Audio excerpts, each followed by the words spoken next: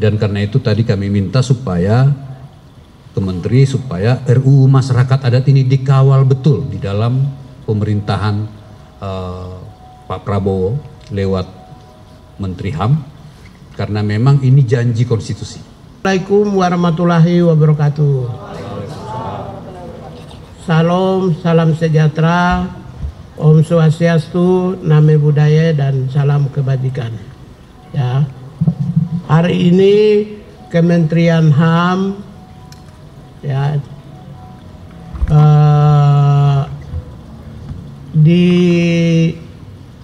bertemu ya dengan komunitas masyarakat adat yang dipimpin oleh Pak Abdon Nababan dan berasal dari beberapa organisasi lainnya. Kami sudah bicarakan tentang berbagai hal.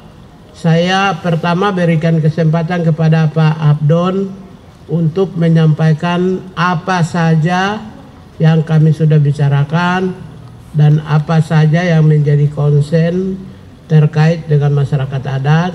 Setelah itu baru nanti saya sampaikan berikutnya. Silakan. Baik, selamat siang rekan-rekan wartawan. Pertama, sebagaimana tadi disampaikan oleh Pak Menteri Hak Asasi Manusia, Pak Natalius Pigai, kami hadir menemui beliau dari Koalisi Kawal RUU Masyarakat Adat. Jadi Koalisi Kawal RUU Masyarakat Adat ini terdiri dari 47 organisasi yang selama ini bekerja mengadvokasi, membela, mendampingi masyarakat adat di seluruh Nusantara. Ini hanya organisasi nasionalnya saja yang 47 ini.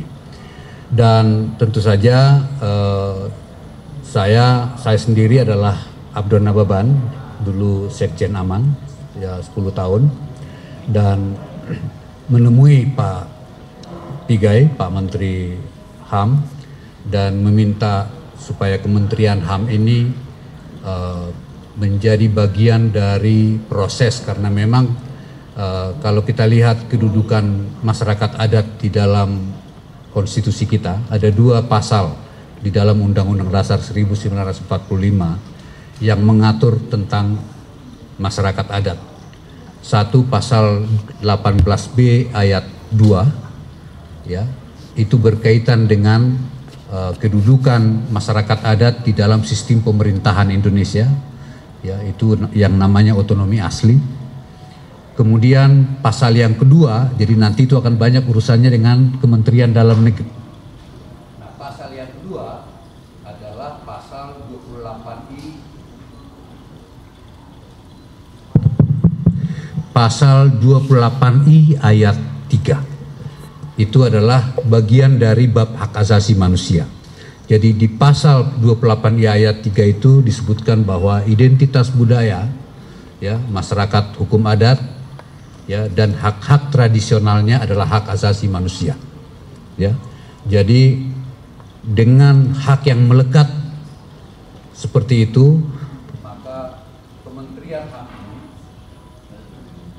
tadi kami sebutkan ke Pak Menteri HAM, mestinya Kementerian HAM ini adalah rumahnya masyarakat adat. Ya, jadi kehadiran Kementerian HAM adalah satu. Oke.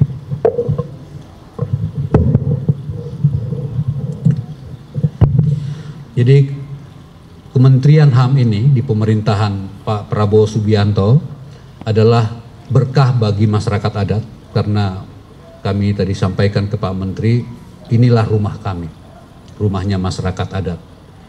Dan ya nanti biar beliau yang menjawab. Ya, tapi dari sisi konstitusi, dari perintah Undang-Undang Dasar 1945, rumah kantor inilah rumahnya masyarakat adat. Dan karena itu tadi kami minta supaya Kementeri supaya RUU Masyarakat Adat ini dikawal betul di dalam pemerintahan Pak Prabowo lewat Menteri HAM, karena memang ini janji konstitusi. Jadi Undang-Undang Dasar kita kan tahun 1945. Sekarang sudah 70, berapa tahun sudah? 78 tahun. Belum ada undang-undang yang mengoperasionalkan pasal ini. Ya. Jadi karena itu tadi kami jelaskan bahwa Kementerian HAM kalau bisa nanti dengan Kementerian Dalam Negeri bisa bertemu secara khusus, ya bisa mewakili pemerintah kalau nanti, karena kebetulan kan RUU Masyarakat Adat ini sudah masuk prolegnas prioritas 2025, ya. Jadi segera proses ini akan terjadi di DPR, dan tadi kami bilang supaya Kementerian Dalam Negeri dengan Kementerian HAM menyambut dengan substansi yang menurut saya jangan sampai kurang dari yang sudah dirumuskan di Undang-Undang Dasar 1945. Ya. Jadi itu saja. Yang kedua juga kami memang mendiskusikan tantangan Indonesia dengan hak-hak masyarakat adat ini. Kami tadi menjelaskan banyaknya konflik-konflik di daerah, ya, karena hak-hak masyarakat adat ini tidak teradministrasikan dengan baik dan benar, sehingga menimbulkan konflik ketika ada investasi. Jadi tadi kami sebutkan ke Pak Menteri, masyarakat adat tidak anti investasi, tapi investasi yang merampas hak-hak masyarakat adat itulah yang kami tidak mau, ya. Dan Pak Menteri mengatakan justru kalau ada RUU Masyarakat Adat ini kita coba, ya, dorong supaya kepastian berusaha itu berjalan bersama dengan kepastian atas hak-hak masyarakat adat, sehingga antara apa yang direncanakan oleh pemerintah dengan apa yang diinginkan oleh masyarakat adat bisa dipertemukan. Itu yang tadi kami diskusikan. Itu dulu mungkin dari kami. Mudah-mudahan ada tambahan dari teman-teman yang belum saya sampaikan. Silakan.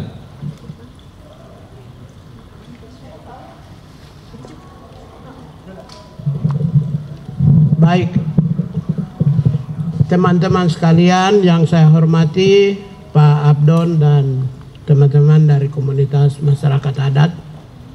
Yang pertama, sikap Kementerian HAM adalah masyarakat adat oleh negara Republik Indonesia telah menempatkan komunitas masyarakat adat di dalam posisi adiluhung di dalam negara kesatuan Republik Indonesia berdasarkan Undang-Undang Dasar 1945 pasal 18 dan 28 huruf I. Jadi masyarakat adat itu sudah ditempatkan posisi adiluhung, ya, dalam konstitusi nasional. Yang kedua, saya menemukan, Kementerian HAM menemukan satu di antara sedikit undang-undang yang tidak diatur berdasarkan batang tubuh Undang-Undang Dasar 45 adalah tentang masyarakat adat. Padahal sudah 2 pasal di dalam batang tubuh Undang-Undang Dasar 45 telah mengatur tentang masyarakat adat. Tapi sejak Indonesia merdeka sampai hari ini belum ada undang-undang yang mengatur tentang implementasi tentang perlindungan, pelestarian, penghormatan terhadap masyarakat adat. Dalam kerangka itulah Kementerian HAM konsisten, ya, mendukung percepatan pengesahan Undang-Undang Masyarakat Adat yang berisikan penghormatan terhadap nilai-nilai atau dijiwai, disemangati oleh nilai-nilai hak asasi manusia. Saya kira itu sikap dari Kementerian Hak Asasi Manusia, ya. Yang kedua, kehadiran masyarakat adat ke Kementerian HAM adalah benar adanya karena berdasarkan Astacita dan Perpres, ya, yang disampaikan kepada Kementerian HAM atau 156 tentang pembentukan Kementerian HAM. Salah satu tugasnya adalah mengkoordinasikan aspek-aspek atau kebijakan-kebijakan interdepartemen maupun juga pemerintah pusat, provinsi, kabupaten, kota, termasuk private sector yang menyangkut tentang hak asasi manusia. Ya, itu yang kedua. Yang ketiga, memang kita harus juga melihat perspektif masyarakat adat. Yang dimaksud dengan masyarakat adat itu yang seperti apa? Apakah societies atau communities, patembayan atau paguyuban, berdasarkan perspektif Ferdinand Tonies. Ada Gemeenschap, ada Geselschap. Perspektif ini harus dipertegas. Kenapa? Karena orang tidak paham tentang patembayan dan paguyuban. Geselschap, Gemeenschap dan Geselschap, ya. Komunitas dan society and communities. Karena itulah seringkali dicampur adukan, sehingga masyarakat adat sesungguhnya mengalami pergeseran. Pergeseran itu contoh Gemeenschap, ya. Kemudian ada komunitas lain yang masuk di sebuah wilayah diklaim sebagai pemilik lokal, pemilik asli, sehingga menyebabkan konflik. Konfliknya itu meluas, tidak hanya sekedar klaim adat, ada juga yang melakukan rekayasa adat, ada juga yang membentuk organisasi kesatuan adat, sehingga apa? Ketika ada investasi masuk, justru investor itu melakukan melibatkan kelompok yang direkayasa.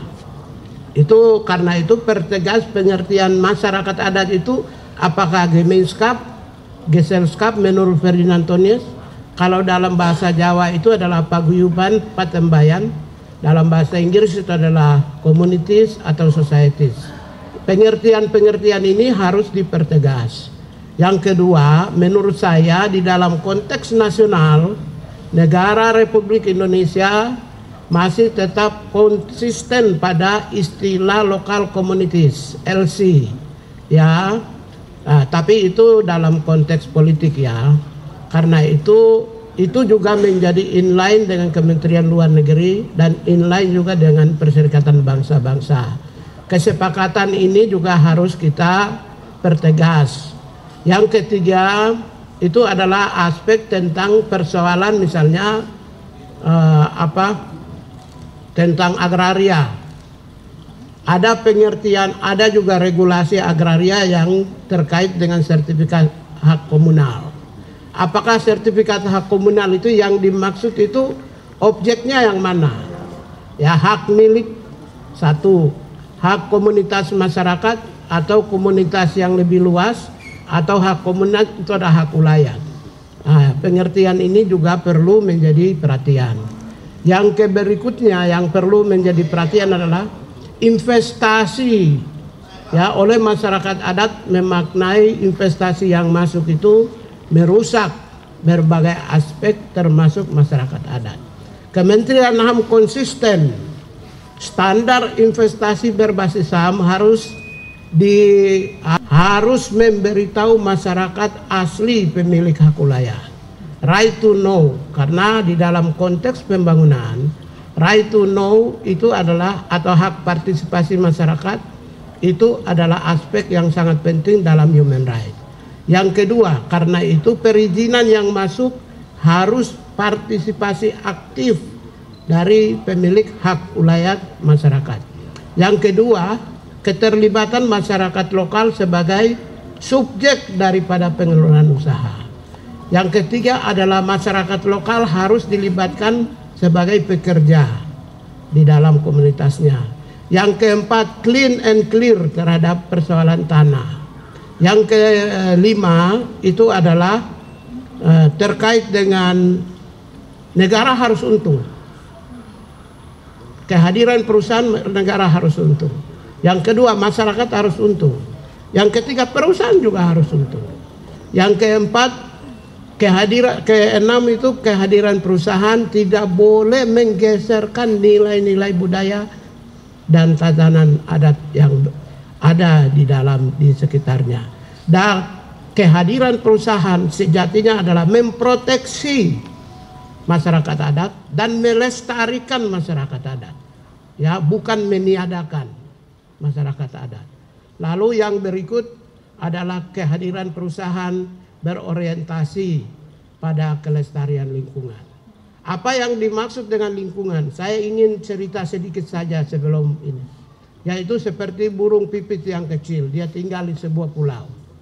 Kemudian tiba-tiba ketika El Nino, ya, hutan sebuah pulau itu terbakar. Burung pipit yang kecil itu dia terbang, dia pikir dia bisa hinggap dan aman di tempat lain. Terbang sampai akhirnya karena satu pulau itu terbakar, burung pipit pun ikut mati. Siapa yang salah di sini? Ketika burung pipit itu mati karena hutannya kebakaran, ya manusia. Itu man-made. Kejahatan yang dilakukan oleh manusia menyebabkan burung yang tidak berdosa juga mati. Karena itu investasi yang masuk selain menyelamatkan manusia, menyelamatkan nilai budaya dan tatanan, juga menyelamatkan ekosistem dan menyelamatkan burung. Saya kira aspek-aspek itu, karena itu kami sudah sepakat dalam waktu dekat kami akan lakukan FGD di kantor. Kami menunggu naskah akademik. Setelah itu dengan draft RUU-nya kami akan kawal, kami akan menyurati, kami akan mendorong, dan 100% kami akan mendorong itu. Terima kasih.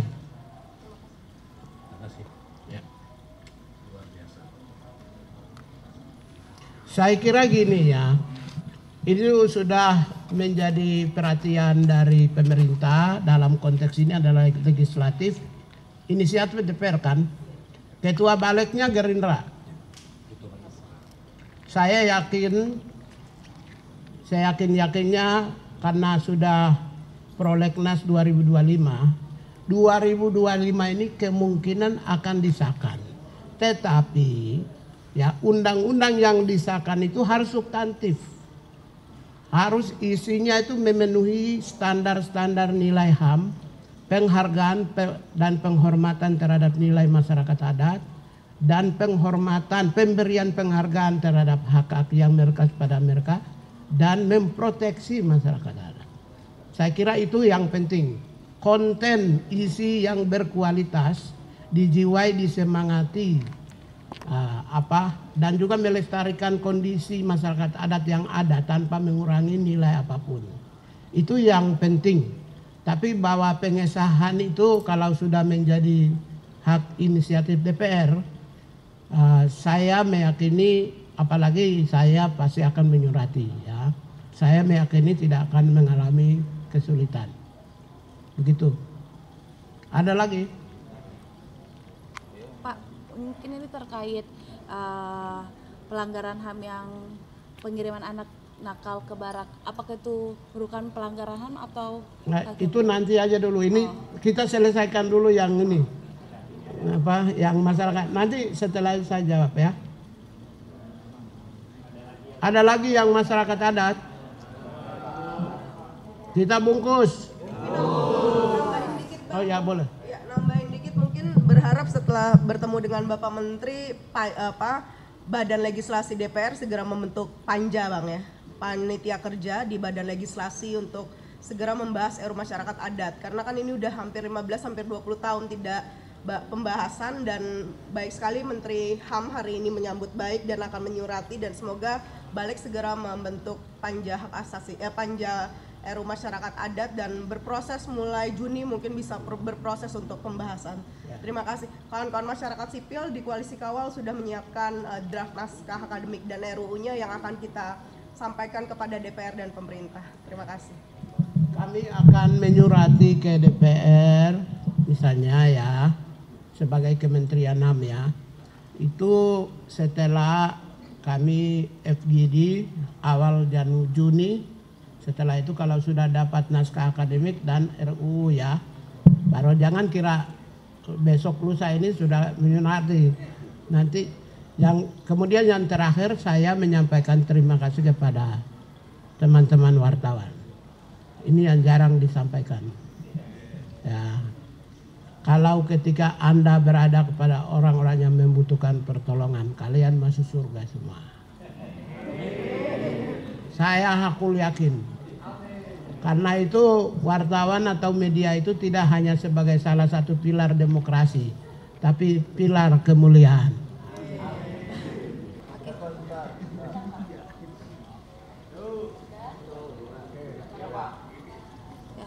Jadi gini ya,